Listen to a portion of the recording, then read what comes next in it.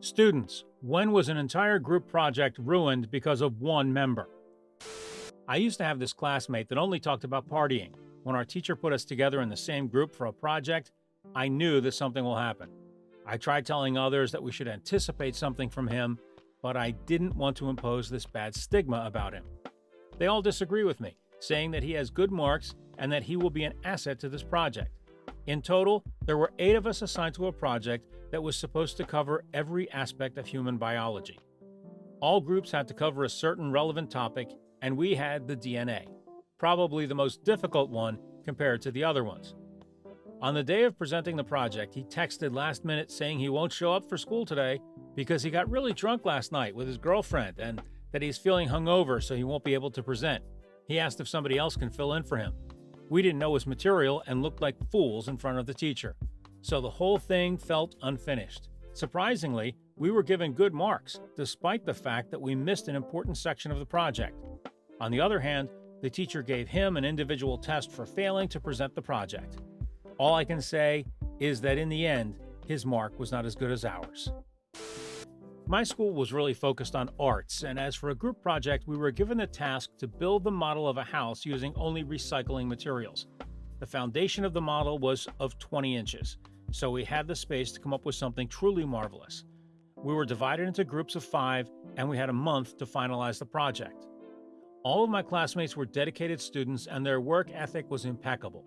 No one missed a group meeting, and all of us seemed to share interesting idea and interest for the project. This is something that you don't usually find on group projects. We've decided that the best way to move forward is for each of us to do a part of the house and then glue everything together. We had the plans for it and everything. Everyone knew what they were doing. On the last week before the deadline, we got together at Phil's house to put everything together. We stayed up late, making sure that everything is perfectly fit and glued together. We have made the final adjustments, making sure the model looks proper, and then we left, deciding that the best way is to leave the model at Phil's and he would bring it on the next day as it was easier for him given the fact that he was driving. We were all happy that we finished on time and rather tired after all that hard work. The following day we were supposed to present our project. We have waited and waited for Phil to arrive. He was usually late for everything else, so we didn't expect him to be on time. However, when more than 15 minutes passed, we got angry and started to call him. He told us that he got into a car accident and that he is fine, but the car and the model, which was on the passenger seat, were destroyed in the crash. Apparently, he was late and in a hurry, so he ran a red light. Good thing that nothing serious happened to him, but I was still mad at him. Don't get me wrong, I was glad he was okay, but there is no need to go fast when you know that the model was fragile. He should have gotten out of bed early and avoid being late, then this whole mess wouldn't have happened. We showed the teacher pictures of the project that we took as we went along, so she won't think that we are lying. Phil also sent some pictures of his wrecked car. We begged to be given a second chance, and to our surprise, she agreed. She said that given the circumstances, we have 2 additional weeks to put everything back together. The final project after that felt really rushed, and it just wasn't the same. The team's vibe was also off, knowing that the hard work that we've put in was all gone now.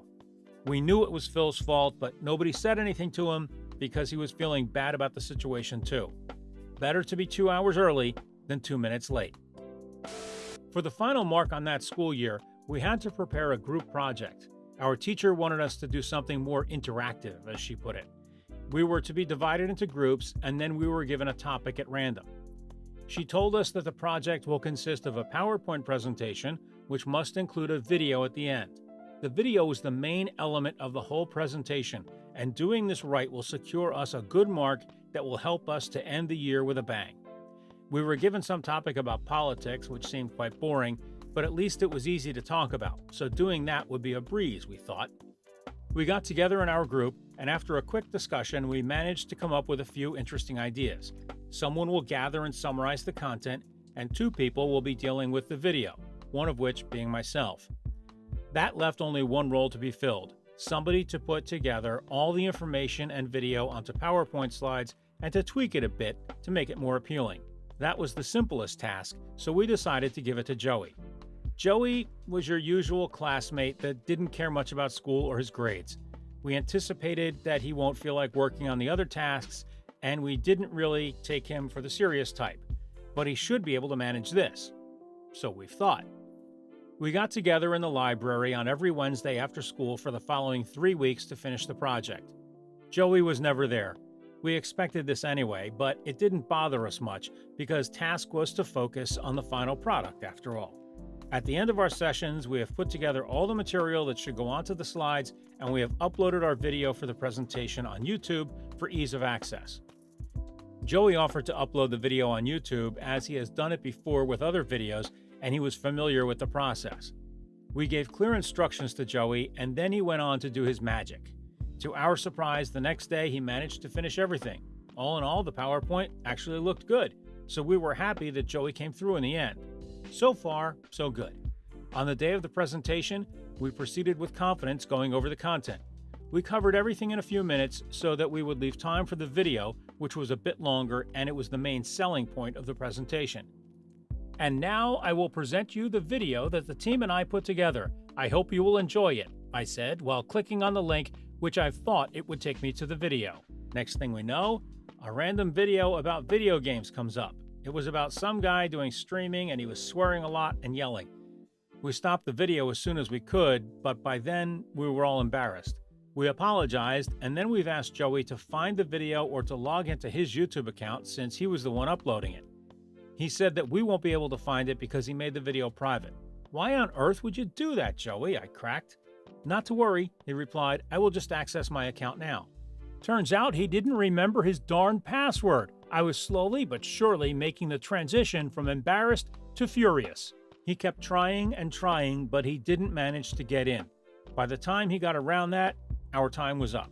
The teacher said that it wouldn't be fair to others to take more time than what was initially allocated because other groups won't get the chance to present their projects. I was extremely angry at Joey after that, and the whole group was as well. We haven't checked the link before because the slides were looking so good and we just assumed the link is fine. Didn't cross our minds 1 second. You had only one job. All of us failed, but our average mark was still decent considering the pass grades that we've gotten on our exams, with the exception of Joey. But no one cared about him at that point anyway.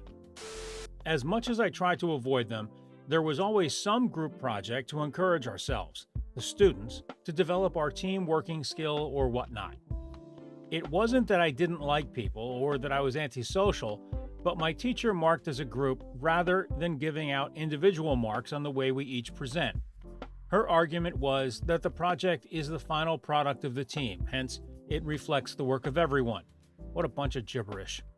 Anyway, she was the teacher and we were the students, so we complied. The topic was the First World War. I was quite passionate about history, so I wanted a really good mark.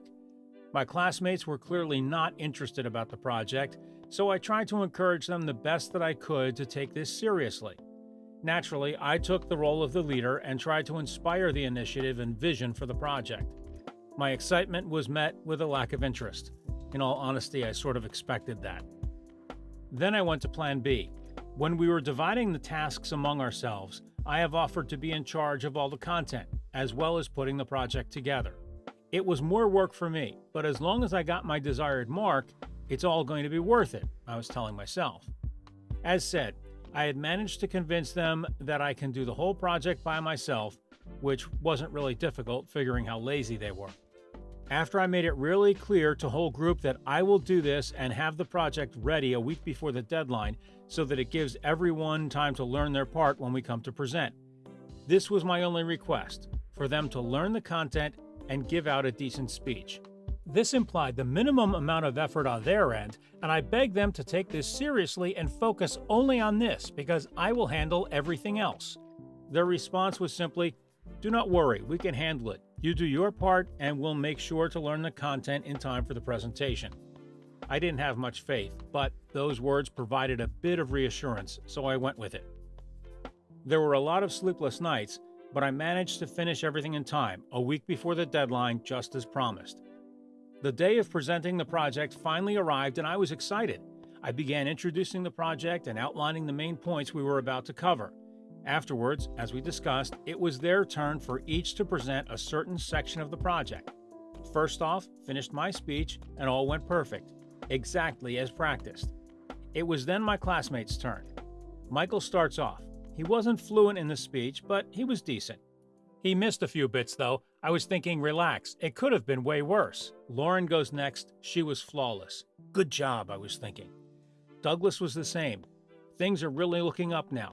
Finally, there was Jessica. Jessica. She starts off confidently, then stutters. She then panics a bit and forgot her idea. I was thinking, please don't do this right now after everything went so perfectly. She then pulls out a tiny piece of paper from her pocket and starts reading it, but she was struggling to read her handwriting, which made everything worse. She clearly has no clue what's going on. She then gives up on the paper and turns her back at the screen, reading directly from the slides, word by word. The class started giggling and the whole thing became awkward.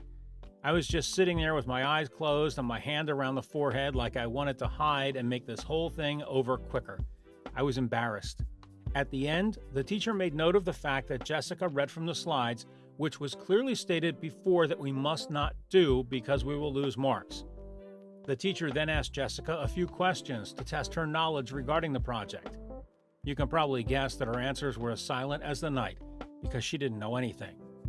Finally, the teacher congratulated others and gave us a C. After all that hard work, I was marked as being average because somebody else was not able to put in the minimum amount of work.